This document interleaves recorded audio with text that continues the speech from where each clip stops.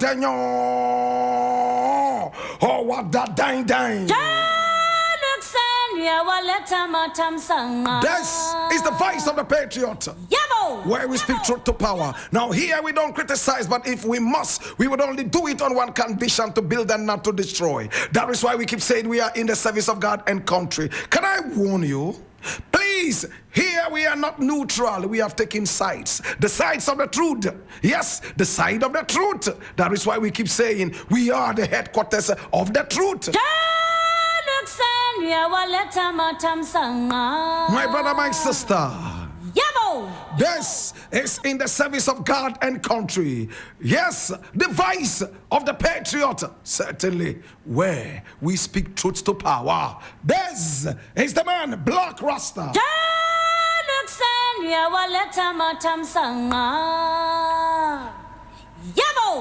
Now, the very first story we are looking at today is very beautiful. It says, and I read, complete what was started.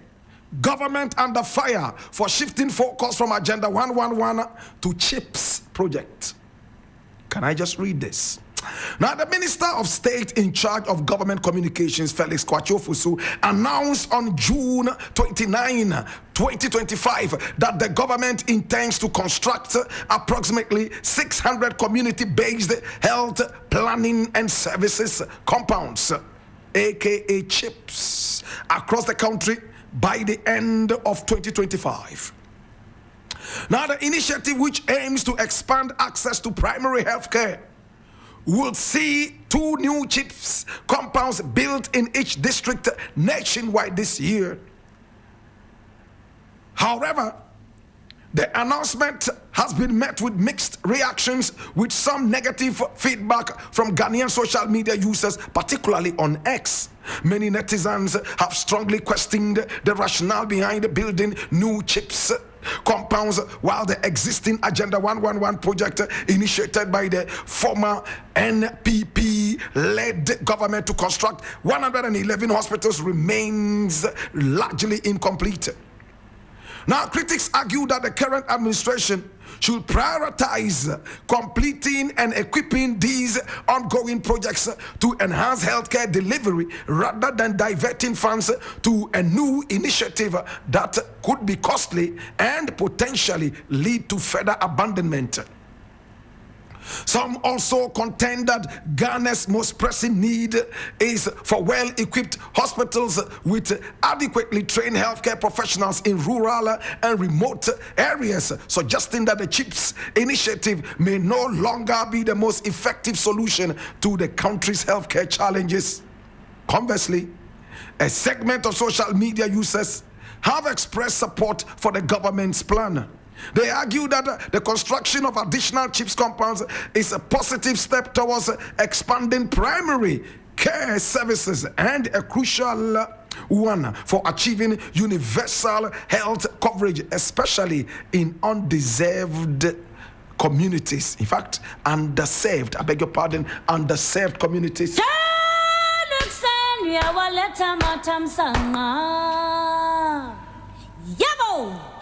In fact, every single second, every single minute, every single hour, President John Dramani Mahama never ceases to impress me. What? He became the king of hospitals. It was one of the things that Ghanaians looked at and brought him back into power. When he was building hospitals, many were those who said, oh, do we eat hospitals? We want food to eat, you are there building hospitals. My brother, my sister, we forget too soon that what we eat is what makes us sick. As long as you eat, you will fall ill. And when you fall ill, where do you go? When we prioritize eating, my brother, my sister, when healthcare is supposed to be the priority, my brother, my sister, we go deep into the doldrums. Can I explain this better? My brother, my sister, it is important that every man eats.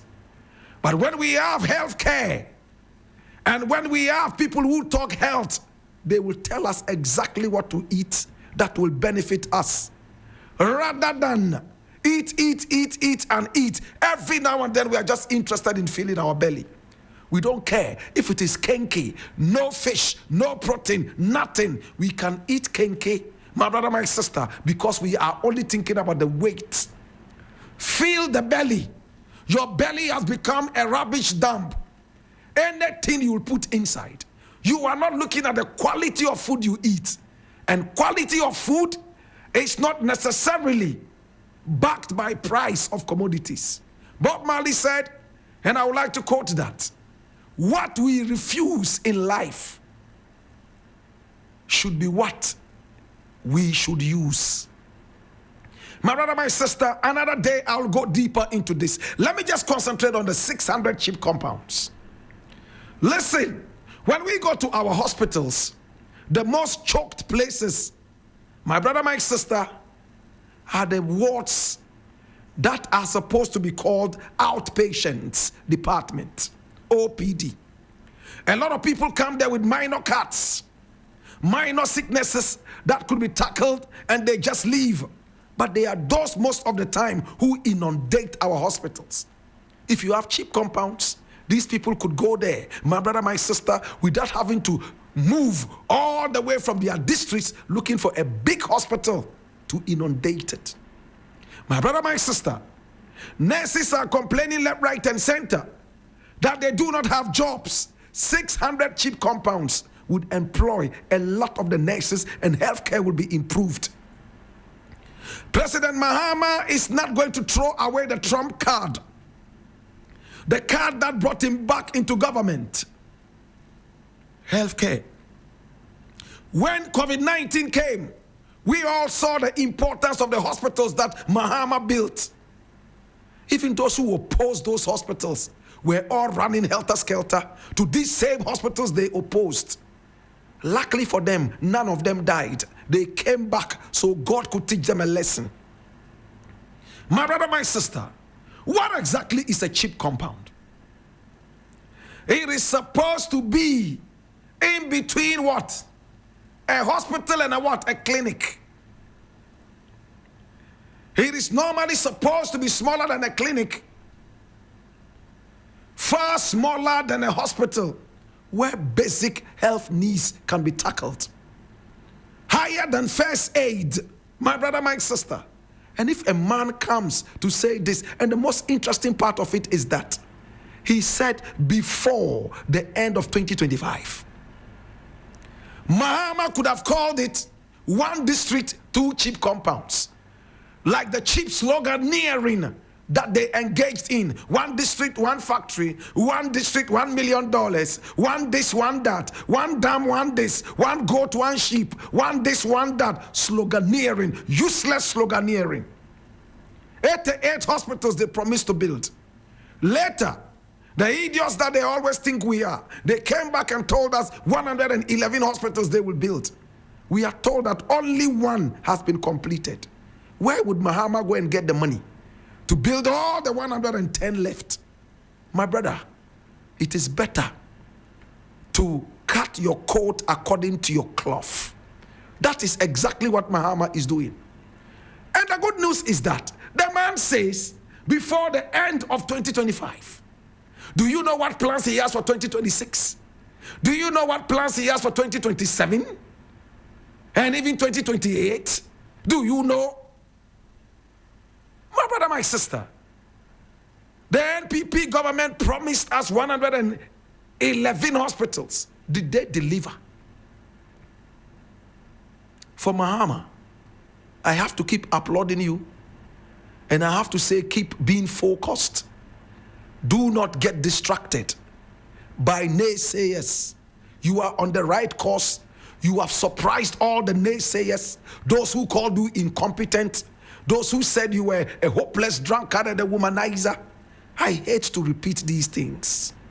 Today, they are all shell-shocked because you have given them a shock treatment to their dead brains. Whoever knew that the dollar would be at the mercy of the Ghana cedi? In fact, subjectively. My brother, my sister, whoever knew that the economy would come to a certain point that will attract so many people from all over the world to beg us to give us credit. Up till now, Mahama has not gone for any loan. Up till now, my brother, my sister, the size of government is comparatively small. And things are happening. My brother, my sister, applaud the president. Applaud this government in power. As for Nana Akufo-Addo, I do not know what he's doing with himself right now. I'm sure by now, he's looking left, right, and center, and he's wishing that the ground would open and just swallow him so that he will be history. I don't want to talk too much because these things make me truly emotional. They never gave Mahama a chance. By dint of divine intervention, he has come into power. This would have been the president we would never have had, especially the second coming. Today, the second coming of Mahama is almost like the second coming of the Christ, Jesus, political Jesus.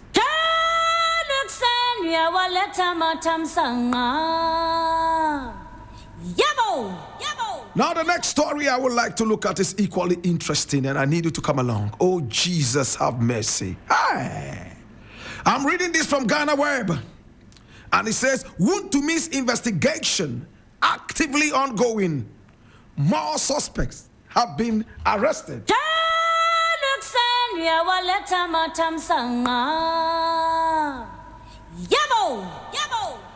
And I read, come along with me. Now, the Director General of the Criminal Investigations Department, CID, Deputy Commissioner of Police, DCOP, Lydia Duncan, has provided an update on the investigation of NPP's Ashanti Regional Chairman Bernard Bosiako, aka Chairman Wontumi.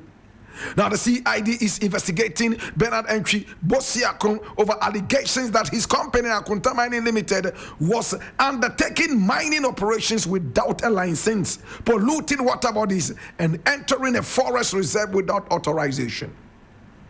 Now, speaking at a press briefing in Accra on Monday, June 30, 2025, DCOP Duncan said that the investigation was actively ongoing, adding that the NPP regional chairman has been assisting with investigations. Now, the case is also actively ongoing. Chairman Wontumi has visited a number of times. He is also actually supposed to be coming to us sometime this week, but unfortunately, he was ill. His lawyer submitted a letter to us stating that he was ill. I believe he is now okay because we have communicated to them that he should see us this week, and they have responded. The CID boss went on to disclose that more suspects had been arrested in the investigation, including one Ago. I leave it here. Yes, I leave it here.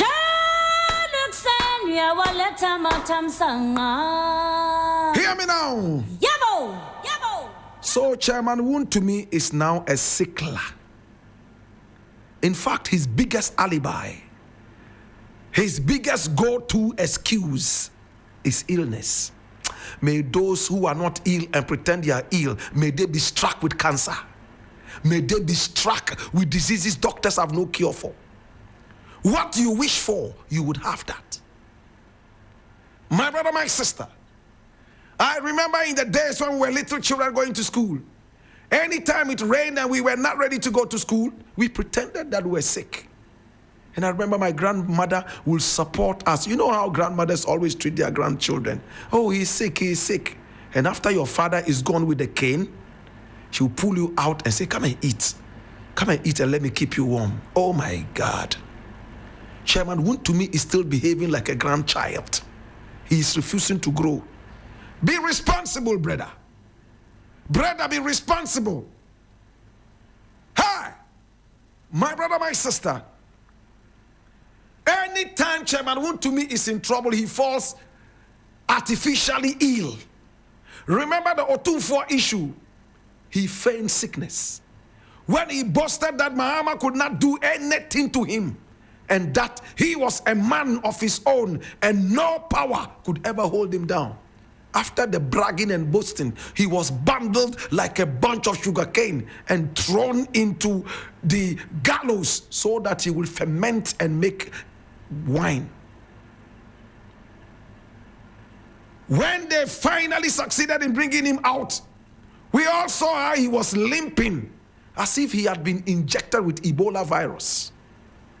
Today, the same Chairman Wontumi, who was so vociferous and claimed he was an emperor of Kumasi, demeaning the power of the Ashanti Hene. Today, my brother, my sister, he is weak like carbonic acid. He can't even open his mouth. Power is truly transcendiary. And mark that word, transcendiary. Hallelujah.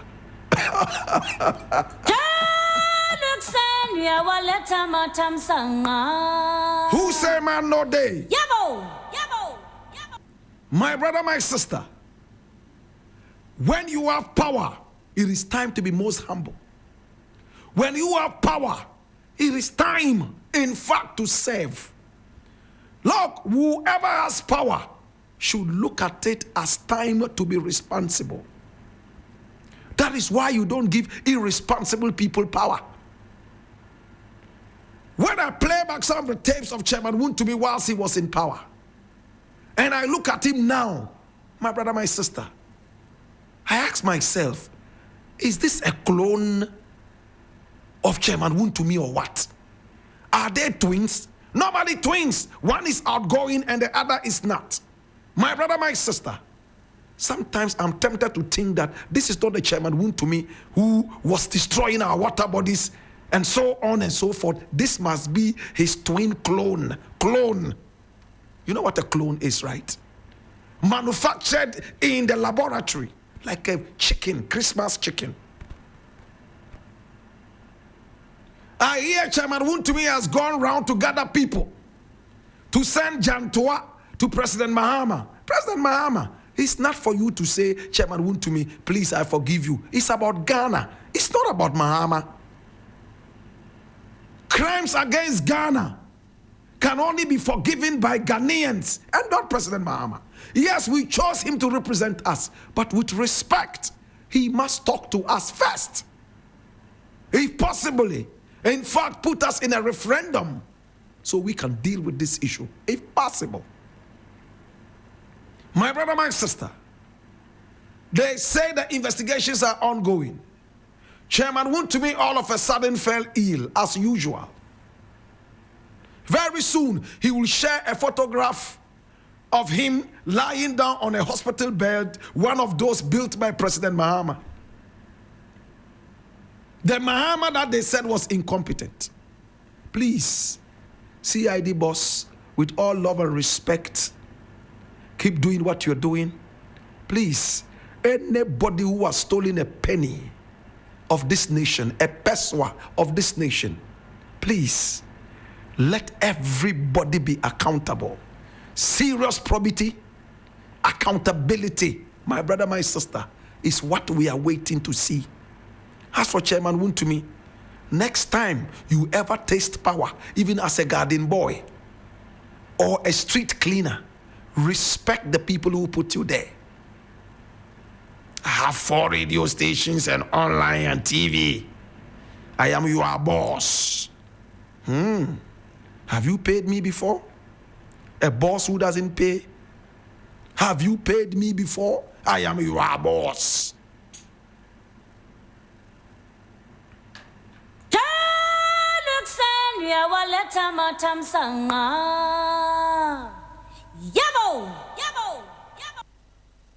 The last story I want to look at is also from Ghana Web. And it says, MPP dissociates itself from Abronye's verbal attacks on Archbishop Duncan Williams. Hey. Now the NPP is here. And is apologizing first and foremost for the verbal diarrhea of an unwanted member of DS. The Dagombes have a saying that I like, and it will suffice it to quote it now. I do a being bolo jangbene. Nyini ko yan downwabo. Can I say it again? Those of you who speak Dagbani. I do a be bol jangbene. Nyini ko yan downwabo. I wish I would not explain this so that you learn Dagbani at least this afternoon.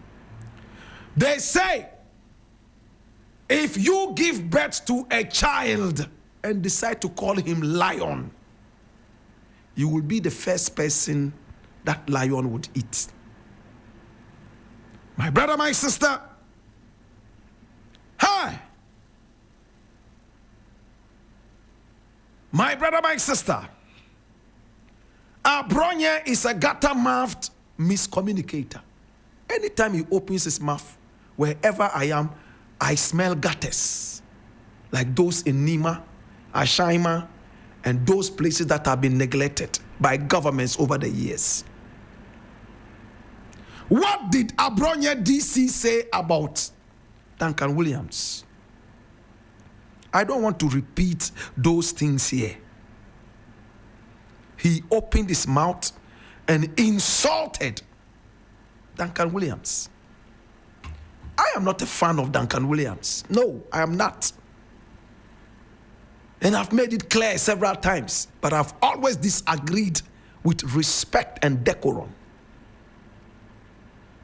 When Abronye DC was busily moving around, insulting almost everybody, including God, you hailed him. And then there were Kasao, hey, Nanado Shushao, Osibra, or Achede Bimao. And then there were Kasao. When you were telling Abronye DC this and praising him to the politician, a communicator is not supposed to give information. He's supposed to be the champion of insults.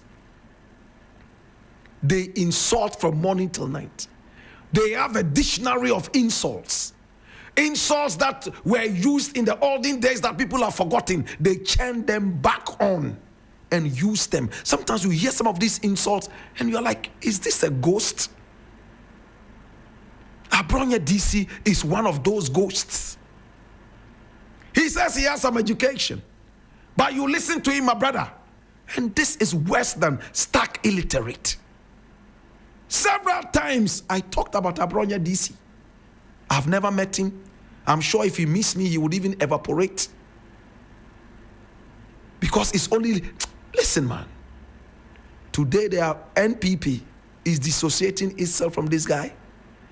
Only last week, they said they were going to suspend him. And he asked, suspend who? You brought this guy from the village. From the village. He has been able to get a little bit of city life. Today he has become that lion that has started to eat all of you one after the other.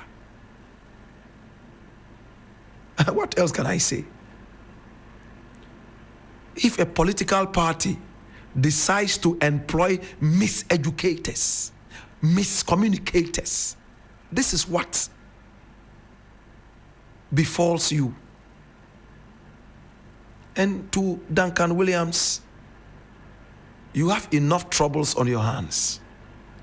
Your son is already gone haywire, dancing off beat on social media, mocking the same Bible that you preach.